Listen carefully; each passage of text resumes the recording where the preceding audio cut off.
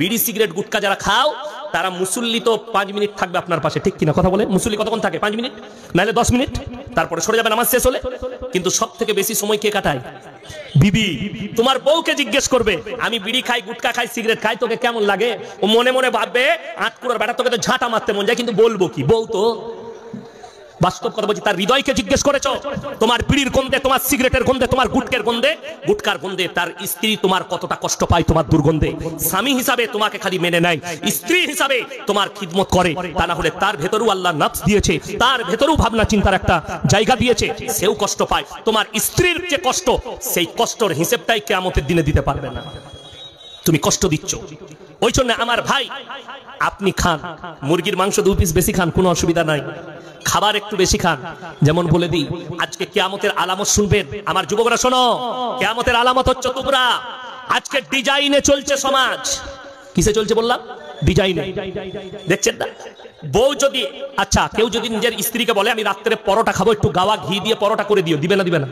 আচ্ছা সেই পরোটাটা সুন্দর হবে না? হবে না? আবার যদি বউকে বলেন যে শুনো তোমাকে খুব ভালোবাসি, তুমি আজকে হাতে করে খাইয়ে দাও, তো দিবে না? দিবে না? খাইয়ে দিবে। ভালোবেসে তোমার মুখে টুকরো টুকরো করে মাংস দিয়ে তোমাকে খাইয়ে দিবে। কিন্তু আমাদের যুবকদিকে বইয়ের হাতের খাবার ভালো লাগেনি, বলছে কোথা থেকে এইছো? বললে মুর্শিদাবাদ বহরমপুর থেকে এইছি, রাত ভোর 4:30 থেকে লাইনে দাঁড়িয়ে আছি। কেন? বললো ওই যে 3টে পরোটা, আনলিমিটেড তরকারি, এক টুকরো কাঁচা পেঁয়াজ, একটা কাঁচা লঙ্কা, একটা সিদ্ধ ডিম, 30 টাকা। কে কি তেল দিয়ে যে করছে আর কিভাবে যে তরকারি রাঁধছে জানে না। আর বিবি তোমার জন্য এত যত্ন করে খাবার দেয়, ভালো লাগে না। ওইটা হচ্ছে ডিজাইনের দাম, আর বিবির মহাব্বতের দাম দিতে পারলে না। হাওড়া জেলায় অঙ্কুরহাটিতে একটা মেয়ে আগে সিরিয়াল করতো, এখন আবার সে চায়ের দোকান খুলেছে। কি বুঝলেন? কখনো ছোট প্যান্ট পরে, কখনো তার সব দেখা যাচ্ছে। আর সেখানে ভিড় কাদের? সব ইয়ং ছেলেদের। ওটা তো চায়ের ভিড় নয়, তার শরীরের ভিড়, চায়ের ভিড় নয়।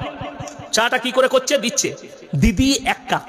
শালা বউ এত সুন্দর করে বিছনে শুয়ে আছো, ঘাড়ে হাত দিয়ে বউ বলছে উঠো গো, চাটা খেয়ে নাও। ওই চা তোকে ভালো লাগেনি, একটা নাংটা মেয়ে চা বিক্রি করছে, তার কাছে 50 টাকা বাইকে তেল খরচ করে।